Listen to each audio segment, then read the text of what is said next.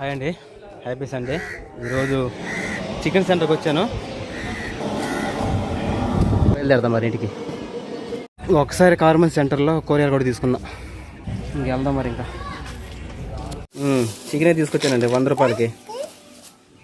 ఊరుకోమా. గుడ్డు షేర్వాను అంటే ఎగ్స్ ఆల్తీలు, తర్వాత చికెను. అలాగేనండి, పిల్లల కోసం తీసుకొచ్చిన మోసం ఇదే. త్వరగా చికెన్ కర్రీ చేద్దాం. ఉండరా అరే, కూర చేద్దాం. ఉండు విజయ్ మరి అట్టయితే.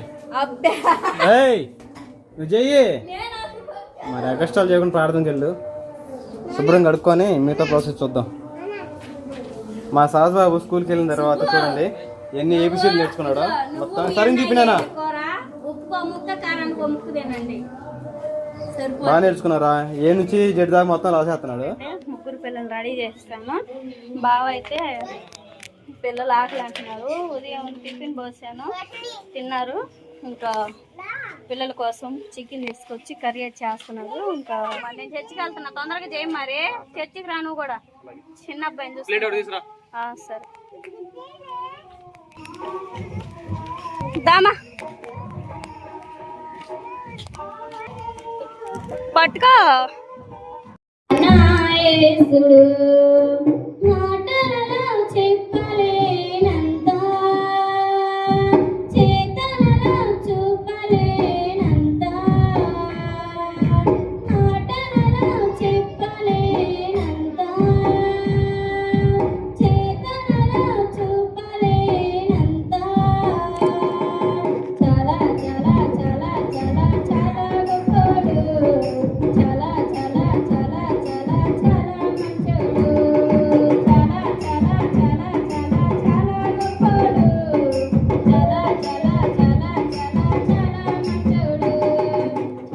ఓకేనండి, చర్చి నుంచి వచ్చిన కాడి నుంచి అయితే చికెన్ కర్రీ అయితే చేస్తున్నాను.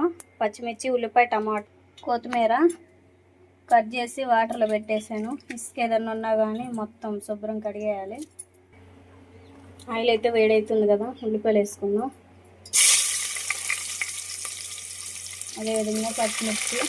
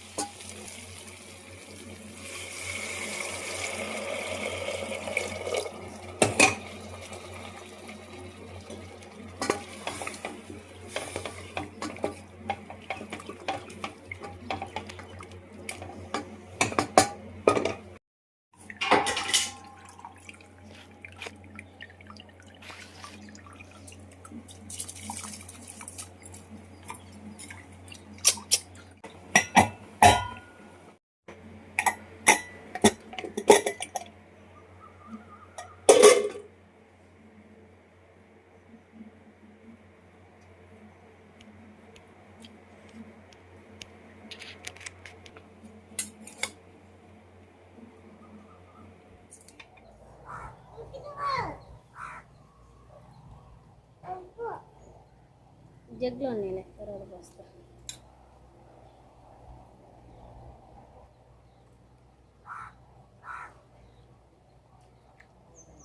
దీనికి పలావ్ అని పేరే కానీ మసాలా ఫ్లేవర్ చాలా తక్కువ ఉంది.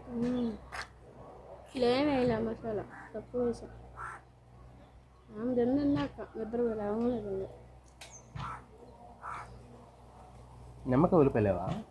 ఉల్లిపాయలు ఉన్నాయి, నిమ్మకాయలు తెచ్చిన ఉల్లిపాయ కట్ చేసుకొచ్చాను.